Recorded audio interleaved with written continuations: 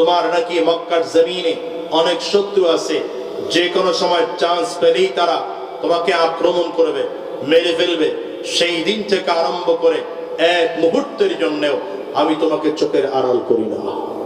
বরঞ্চ মক্কার মানুষগুলো রাতের অন্ধকারে বাতি বন্ধ করে ঘুমিয়ে পড়ে, আমি কিন্তু রাতের অন্ধকারে বাতি বন্ধ করে ঘুমাই না।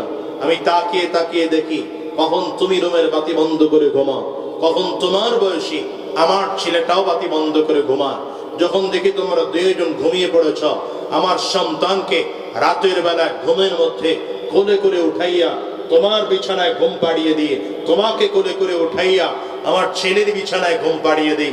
কারণ রাতের অন্ধকারে কেউ যদি তোমাকে মারতে আসে, সে যেন মুহাম্মদ মনে করে আমার সন্তানকে জমিন থেকে জবাই করে বিদায় করে। এই মক্কার কাফির মুশরিকদের মধ্যে একজন নবীজির চাচা আবু তালেব, নাম শুনছেন? কথা জোরে বলেন না কেন? নাম শুনছেন? এই আবু তালেবের কলিজায় কিন্তু আমার নবীর জন্য ভালোবাসা কোনো দিক থেকে কম ছিল না। কেমন ভালোবাসা ছিল? আমার নবী এত ভালোবাসতো নিজের সন্তানের চেয়ে বেশি। রাহমাতুল লিল আলামিন যখন কিশোর বয়সী, আমার নবী খেয়াল করে দেখেন এই আবু তালেব রাহমাতুল লিল আলামিন এক বিছানায় ঘুমাইলে সন্ধ্যাবেলায়, সকালবেলা ঘুম থেকে উঠে দেখেন নবীজি আর এক বিছানায় শোয়া। এরকম করে একদিন আর দুই দিন না, বারবার হলে একদিন চাচা আবু তালেবকে প্রশ্ন করলেন, চাচা ব্যাপারটা বুঝলাম না, কারণটা বুঝলাম না, ঘুমাই তো আমি এক ঘরে, ঘুম থেকে উঠে দেখি আমি আরেক ঘরে শোয়া, কারণটা কি, ব্যাপারটা কি? চাচা আবু তালেব প্রশ্নের উত্তর দিতে গিয়ে চোখের পানি ছেড়ে টপ টপ করে কান্না আরম্ভ করছেন আর বলছেন, ভাতিজা তুমি জানো না আমি তোমাকে কতটা মহাব্বত করি। তোমার বাবা জন্মের আগে জমিন থেকে বিদায় হয়েছে, আমি তোমাকে বাবার অভাব বুঝতে দেইনি।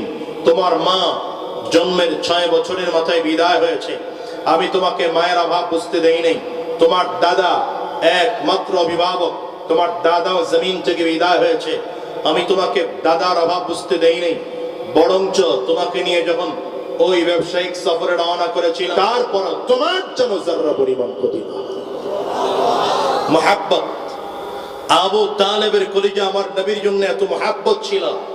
কিন্তু এই আবু তালেবের অবস্থা দেখেন, রাহমাতুল লিল আলামিনের বয়স যখন 40 হয়ে গেল, আমার নবী নবুয়ত প্রাপ্ত হলেন, আবু তালেবের কাছে দাওয়াত নিয়ে গেলেন। একবার আর দুইবার নয়, 1200 বার দাওয়াত নিয়ে গেছেন। শেষ পর্যন্ত মৃত্যুর আগ মুহূর্তে আবু তালেবের মাথার কাছে আমার নবী বসা, ডেকে বললেন, চাচা কালিমা পড়েন, মুসলমান হয়ে যান। আবু তালেব রাহমাতুল লিল আলামিনের চেহারার দিকে তাকিয়ে ডাইরেক্ট অস্বীকার করে, ভাতিজা সারাটা জীবন নেতাগিরি করে জীবনের শেষ বয়সে তোমাকে নেতা মেনে জমিন থেকে বিদায় হব, এটা আমার দ্বারা সম্ভব না। মুসলমান রাহমাতুল লিল আলামিন চোখ দিয়ে টপ টপ করে পানি ফেললেন, তাকিয়ে দেখলেন চাচা বেঈমান হয়ে জমিন থেকে বিদায় হয়ে যায়। আমার নবীর চোখ দিয়ে পানি বের হতে শুরু করলো, কলিজা ভেঙে টুকরা টুকরা হয়ে যাচ্ছে। নবীজি ঘর থেকে বের হচ্ছেন, আল্লাহ তাআলা হাবিবকে সান্ত্বনা দেওয়ার জন্য আয়াত নাযিল করেছেন, ইন্নাকা লা তাহদি মান আহবাবতা, ইন্নাকা লা তাহদি মান আহবাবতা ওয়ালাকিন্নাল্লাহ ইয়াহদি মান ইয়াশা।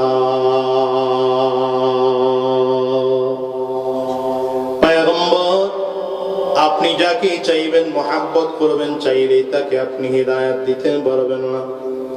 হিদায়াতের মালিক আমি আল্লাহ, আমি আল্লাহ যাকে চাইবো আমি আল্লাহ তাআলা তাকে হিদায়াত দান করব।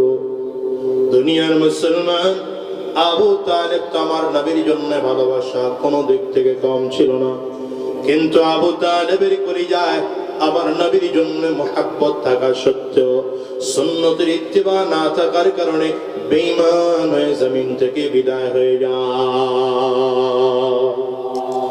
নবীজির আরেক চাচা আবু লাহাব, নাম শুনছেন? এই আবু লাহাবের কলিজাও তো আমার নবীর জন্য ভালোবাসা কোন দিক থেকে কাম ছিল না, কোন দিক থেকে কাম ছিল না। আবু লাহাব তো আমার নবীর জন্য এত ভালোবাসা ছিল, আমার নবীর জন্মের খবর পাইয়া আবু লাহাব নিজের দাসীকে পর্যন্ত আজাদ করে দিয়েছে। আবু লাহাবের এক দাসী ছিল, দাসী গিয়ে খবর দেয়, মালিক, আপনার যে ভাই আব্দুল্লাহ জমিন থেকে বিদায় হয়ে গিয়েছে, আপনার ভাইয়ের ঔরসে আমেনার ঘরে চমৎকার এক ফুটফুটে সন্তান জন্মগ্রহণ করেছে। এত সুন্দর, আকাশের চাঁদের দিকে তাকাইলেও আকাশের চাঁদ হার মেনে যায়। আমার নবী তো এত সুন্দর, যে নবীর চেহারার দিকে তাকাইলে আকাশের চাঁদ পর্যন্ত হার মেনে যায়।